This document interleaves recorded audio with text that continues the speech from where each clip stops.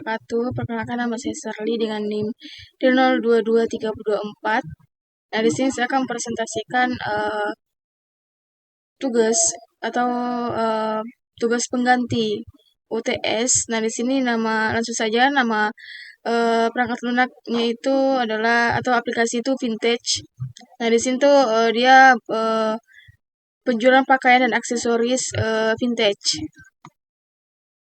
Nah, adapun deskripsi sistem ini, sistem ini aplikasi yang dirancang untuk mempermudah pengguna dalam mencari atau membeli tentang produk-produk vintage. Nah, adapun tujuan sistem ini untuk memberikan pengalaman belanja yang efisien, aman, dan terorganisir bagi pengguna atau pecinta vintage. Terus flowchart-nya ini dimulai dari start, lalu masuk di register. Nah, di sini di bagian register ini melakukan input email, username, dan password. Nah, di sini ada decision. Nah, kalau dia gagal atau registernya itu gagal, maka akan kembali ke input. Maka di sini akan diarahkan lagi untuk memasukkan dan lain-lain. Berhasil, maka masuk ke login. Nah, di sini login ada lagi perintah untuk menginput username dan password yang sudah didaftarkan tadi atau registerkan tadi. Nah, jika di sini ada lagi decision. Nah, jika loginnya itu gagal, maka kembali lagi diarahkan untuk menginput username dan password. Nah, kalau berhasil, loginnya itu berhasil, dia masuk home. Nah, di bagian home ini ada fitur-fitur seperti search atau pencarian. Nah, di sini di pencarian ini kita masuk ke halaman hasil pencarian. Nah, di halaman hasil pencarian ini kita misalnya memilih produk. Nah, kita menyukai produk itu, lalu melihat detail produknya. Nah, di detail produk detail ini bisa dimasukkan ke keranjang kalau kita menyukainya. Nah, di dalam keranjang ini menambahkan ke keranjang, otomatis masuk di fitur keranjang. Nah, di keranjang ini adalah suka atau ingin men-check out. Nah, di sini langsung masuk ke check out. Lalu selesai check out, kita masuk di payment. Nah, di sini ada lagi decision. Kalau paymentnya itu gagal, maka kembali ke halaman payment. Kalau paymentnya itu berhasil, dia masuk ke halaman transaksi. Nah, di sini ada lagi decision untuk transaksi. Nah, kalau transaksinya itu gagal, maka kembali lagi ke halaman checkout. Nah, begitupun kalau transaksinya itu berhasil, maka masuk ke notifikasi. Nah, di notifikasi ini, di dalam itu ada status order yang sudah kita order tadi. Nah, selanjutnya untuk profil. Nah, di sini di bagian profil, di dalamnya itu ada edit profil sama logout. Terus end.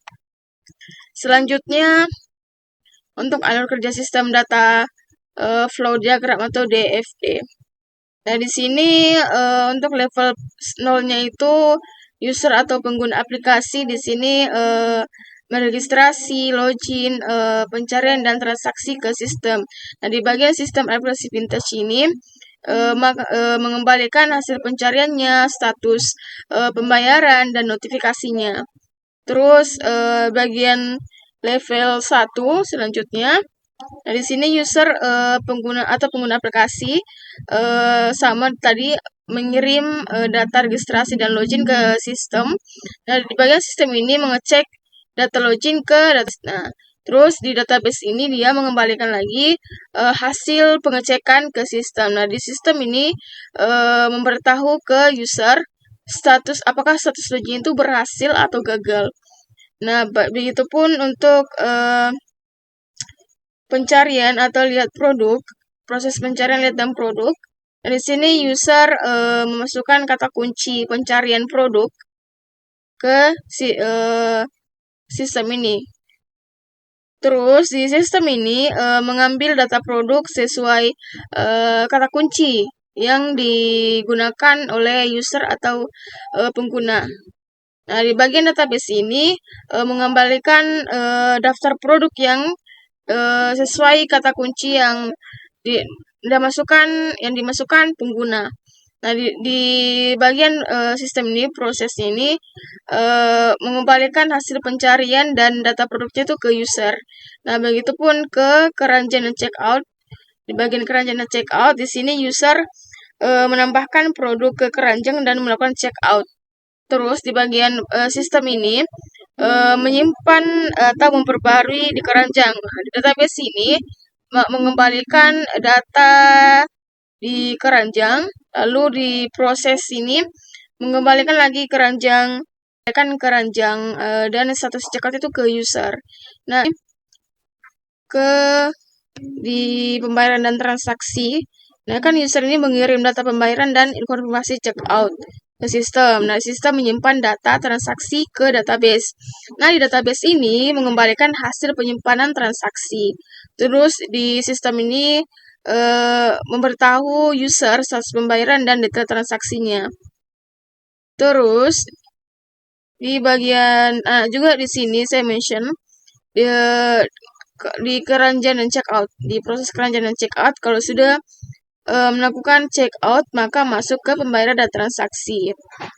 Dan juga di bagian pembayaran dan transaksi, dia masuk ke notifikasi dan status order. Nah, di sini status transaksi dikirim ke notifikasi. Nah, juga untuk bagian profil. Nah, profil itu sudah masuk ke bagian sini, registrasi dan login. Nah, selanjutnya untuk model pengembangan, nah di sini saya memilih prototype.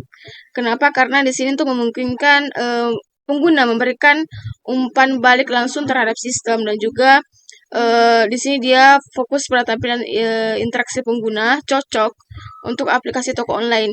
Dan di sini juga dapat melakukan perbaikan berulang sampai kita atau kebutuhan kita itu sesuai yang kita mau. Nah, adapun tahapan prototype, yang pertama itu pengumpulan kebutuhan awal, yang kedua pembuatan rancangan atau prototype awal, yang ketiga itu evaluasi oleh pengguna, yang keempat perbaikan prototype, dan terakhir itu implementasi sistem final. Selanjutnya fitur-fitur. Nah, aplikasi vintage ini kan dirancang sebagai platform toko online yang menyediakan berbagai produk, pakaian dan aksesoris yang bergaya vintage. Nah, ada 4 fitur utama itu. Yang pertama, home atau beranda. Di situ dia menampilkan rekomendasi produk, fitur pencarian, akses ke vintage pay, dan chattingan admin. Nah, yang kedua itu ada keranjang. Di sini dia menyimpan produk yang dipilih pengguna sebelum melanjutkan ke proses check out atau dan pembayaran. Yang ketiga itu notifikasi. Nah, di situ memberikan informasi terkait status orderan, konfirmasi pembayaran, serta promo terbaru dari toko yang sudah kita tempati belanja sebelumnya.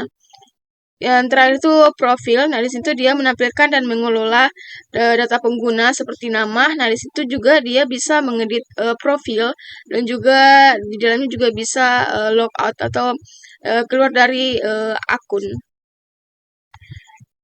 Selanjutnya spesifikasi sistem aplikasi vintage. Yang pertama itu spesifikasi fungsional. Nah, di sini pengguna bisa registrasi dan login. Yang kedua bisa menampilkan produk pakaian. Terus yang ketiga menyediakan fitur pencarian dan rekomendasi produk. Yang keempat tuh bisa pengguna itu bisa menambahkan produk ke keranjang dan melakukan check out. Yang kelima itu di sini dia sistem memproses pembayaran melalui vintage pay. Yang keenam menampilkan notifikasi status pesanan dan riwayat transaksi. Dan yang terakhir itu pengguna itu bisa dapat mengelola profil dan data akun. Nah, terus selanjutnya spesifikasi non fungsional. Nah, di bagian keamanan, login ini dengan enkripsi data pengguna. Di bagian performa, sistemnya itu berjalan cepat dan stabil. Terus di usability itu tampilan interface-nya itu mudah digunakan di berbagai perangkat.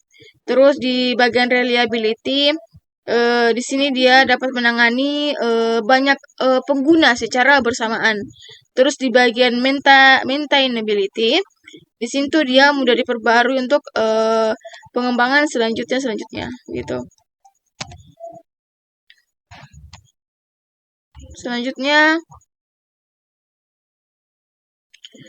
Selanjutnya spesifikasi teknis. Nah, di sini perangkat kerasnya itu tentu saja laptop, terus RAM-nya 8 GB, penyimpanan itu 256 GB, terus koneksi internet itu tentu saja stabil, terus perangkat lunak di sini sistem operasinya itu Windows 11, terus database-nya Firebase Real Time Database atau Cloud Firestore, terus bahasa pemrograman yang saya pakai adalah Dart, terus framework-nya itu Flutter Web, dan juga IDE-nya itu atau kode editornya itu Visual Studio Code dan Android Studio. Terus browsernya saya menggunakan Google Chrome dan Microsoft Edge.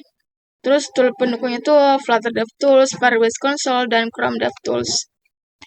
Selanjutnya, proses validasi perangkat lunak aplikasi vintage. Nah, tujuan validasi ini gunakan untuk memastikan apakah sistem ini dikembangkan telah sesuai dengan kebutuhan pengguna, baik dari sisi fungsi maupun kemudahan pengguna. Terus metode validasi yang digunakan yang pertama itu user testing. Nah, di sini mencoba langsung aplikasi vintage untuk memastikan apakah fitur seperti login, pencarian produk, keranjang dan pembayaran itu apakah sudah berjalan dengan baik atau belum. Terus yang kedua itu observasi dan feedback pengguna. Nah, di sini tuh saya mengamati interaksi pengguna, lalu mengumpulkan saran atau keluhan terkait tampilan dan alur sistem vintage ini. Terus yang ketiga itu evaluasi prototype. Nah, setiap versi prototipe yang diuji dan diperbaiki itu berdasarkan masukan pengguna atau pengguna hingga sistem dinyatakan sesuai kebutuhan pengguna. Selanjutnya proses pengujian setiap fitur-fitur aplikasi vintage. Nah, di sini tujuan pengujian itu untuk memastikan apakah setiap fitur yang ada dalam aplikasi vintage ini apakah sudah berjalan sesuai fungsinya dan memberikan hasil yang diharapkan oleh pengguna. Terus yang kedua itu metode pengujian itu di sini saya menggunakan black box testing yang yaitu pengujian yang berfokus pada fungsi sistem tanpa melihat kode program. Selanjutnya hasil dan skenario pengujian setiap fitur.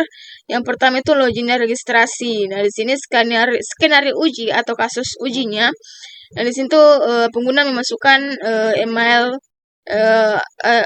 username dan password yang benar atau salah. Nah, hasil yang diharapkan itu sistem menerima login valid dan menolak login salah. Satunya itu berhasil. Selanjutnya hasil dan skenario pengujian setiap fitur. Nah, yang pertama itu ada login dan registrasi, statusnya itu berhasil.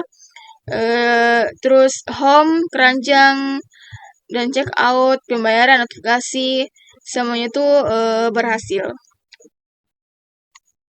Selanjutnya testing environment aplikasi vintage. Nah, saya sudah menjelaskan tadi kalau prosesor yang saya gunakan adalah HP, RAM itu 8 GB, penyimpanan itu 256, terus perangkat lain itu di software-nya itu untuk bahasa atau framework-nya itu Flutter Web, terus bahasa pemrogram itu adalah Dart. Selanjutnya testing vintage, terus pengujian itu yang pertama itu Chrome DevTools. Nah, di sini tuh memeriksa responsivitas tampilan atau yang ada di dalam desktop dan mobile view. Terus yang kedua itu Firebase Console. Nah, di sini tuh dia memantau data pengguna, produk dan transaksi. Terus yang terakhir itu Flutter DevTools. Nah, di sini untuk debug dan analisis performa aplikasi. Terus selanjutnya kondisi pengujiannya. Nah, di sini pengujian yang dilakukan melalui localhost atau pengembangan dan hosting Firebase. Nah, fokus utama pengujian itu meliputi yang pertama itu autentikasi pengguna, terus pencarian dan tampilan produk, fitur keranjang dan pembayaran, dan tampilan profil dan notifikasi. Terus selanjutnya standar kualitas produk dan sistem aplikasi vintage. Ya, pertama itu standar yang digunakan. Nah, di sini aplikasi vintage ini mengacu pada ICO atau IEC 25010 sebagai standar internasional untuk menilai kualitas perangkat lunak.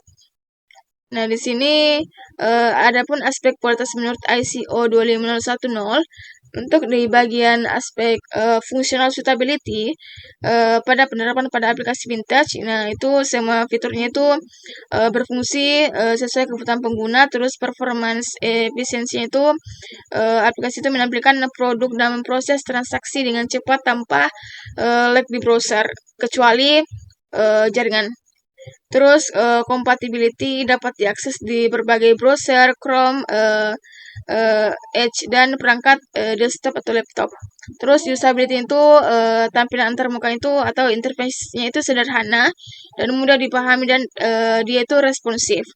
Terus di bagian reliability, sistemnya itu stabil dan mampu menangani banyak pengguna secara bersamaan. Terus di security itu autentikasi login itu dengan inskripsi dan akses terbatas berdasarkan akun yang sudah di ini daftarkan. Terus di maintainability, eh, struktur kodenya juga mudah diperbaiki dan dikembangkan selanjutnya. Terus di bagian portability, di sini dia dapat dijalankan di berbagai sistem operasi melalui browser. Nah, di bagian alasan kenapa memilih ICO 25010 karena dia komprehensif. Nah, di sini tuh dia mencakup seluruh aspek penting kualitas software. Terus di bagian standar internasional, nah di sini dia diakui luas dan sering digunakan dalam penelitian maupun industri. Terus yang ketiga itu cocok untuk proyek akademik dan profesional. Nah, di situ dia membantu menilai performa dan kepuasan pengguna. Terus penerapan dalam proyek vintage. Nah, setiap tahap pengembangan diuji dengan mengacu pada 8 aspek tadi. Pengujiannya itu dilakukan melalui black box testing dan umpan balik pengguna untuk menilai usability dan reliability-nya. Terus yang terakhir itu hasil evaluasi itu dijadikan dasar untuk perbaikan fitur dan performa sistem implementasi akhir. Terus standar kualitas perawatan atau maintenance quality pada aplikasi vintage. Yang pertama itu tujuan itu di sini untuk menjamin aplikasi vintage ini berfungsi optimal setelah dirilis dan mudah diperbarui serta bebas dari kesalahan atau bug yang dapat mengganggu pengguna. Terus di bagian penerapan dalam proyek vintage. Nah, di sini aspeknya itu prosedur yang pertama itu dokumentasi kode. Nah, setiap modul dan fungsi diberi komentar yang jelas agar mudah dipahami oleh lain, pengembang lain. Nah, di sini dokumen arsitektur itu dan flow aplikasi itu disimpan sebagai panduan update. Terus di bagian version control atau GitHub, di sini menggunakan Git untuk mencatat setiap perubahan kode versi baru diuji terlebih dahulu sebelum digabung ke branch utama. Terus yang ketiga itu bug tracking. Di sini tuh mencatat dan melacak bug menggunakan fitur issues di GitHub atau Google Sheets setiap Google Sheets, setiap bug diberi status open, in progress, dan resolved. Terus keempat itu update dan maintenance rutin. Di situ dilakukan perbaharuan dilakukan secara berkala untuk memperbaiki bug dan menambah fitur baru dan meningkatkan performa aplikasi. Terus regresi testing setelah setiap pembaruan fitur lamanya itu diuji kembali untuk memastikan tidak ada error baru yang muncul. Terus yang terakhir itu backup dan recovery. Nah, di situ data pengguna itu disimpan di Firebase dengan sistem backup otomatis untuk mencegah kehilangan data. Terus bagian standar kualitas perawatan atau maintenance quality, bagian penerapan dalam proyek vintage. Nah, di situ semua pengembang menggunakan GitHub repository bersama untuk kolaborasi dan version control. Misalnya kalau saya ingin melakukan kolaborasi, dari situ saya menggunakan GitHub repository bersama. Terus setiap pembaruan diuji dilakukan localhost. Terus jika ditemukan bug, maka akan dilakukan analisis root cause dan dan perbaikan segera. Terus selanjutnya itu manfaat penerapan standar ini karena dia mempermudah perbaikan dan pengembangan fitur baru. Terus yang kedua itu dia menjamin stabilitas aplikasi di setiap versi. Yang terakhir itu dia memastikan konsistensi performanya itu bagus dan keamanan sistemnya itu bagus. Terus bagian eksternal kontributor. Nah, yang pertama itu keterlibatan pihak eksternal. Nah, di sini tuh proyek vintage ini tidak mendapat pengembang eksternal secara langsung karena seluruh proses perencanaan, pengkodean dan pengujian dilakukan oleh saya sendiri, mahasiswa pengembang. Terus eh, namun pengguna ekstern itu dilibatkan secara terbatas dalam tahap uji coba atau user testing untuk mendapatkan masukan terhadap fitur dan tampilan aplikasi. Nah, adapun standar kualitas dan mekanisme kontrol, yang pertama aspek yang pertama itu umpan balik pengguna eksternal. Nah, di sini tuh mekanisme pengendalian kualitasnya itu pengguna mencoba aplikasi dan memberikan saran tentang tampilannya, kemudahan penggunaan, serta kecepatan sistem. Terus yang kedua itu evaluasi internal developer. Nah, di situ setiap masukan dari pengguna dievaluasi apakah sebelum diterapkan itu untuk memastikan sesuai dengan apakah sesuai dengan spesifikasi sistem atau tidak. Terus retesting setelah direvisi berdasarkan feedback. Apakah aplikasi ini diuji kembali untuk memastikan tidak muncul bug baru. Terus yang terakhir itu dokumentasi perubahan. Nah, di semua perubahan itu akibat masukan eksternal dicatat dalam changelog agar mudah dilacak nantinya.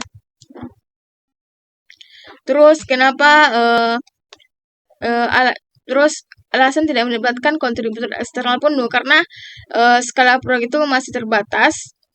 Terus tim intern itu sudah mencakup peran utama developer, tester, dan desainer. Terus terakhir itu penggunaan kontribusi eksternal hanya bersifat pengujian pengguna atau umpan balik pengguna, bukan pengembangan kode.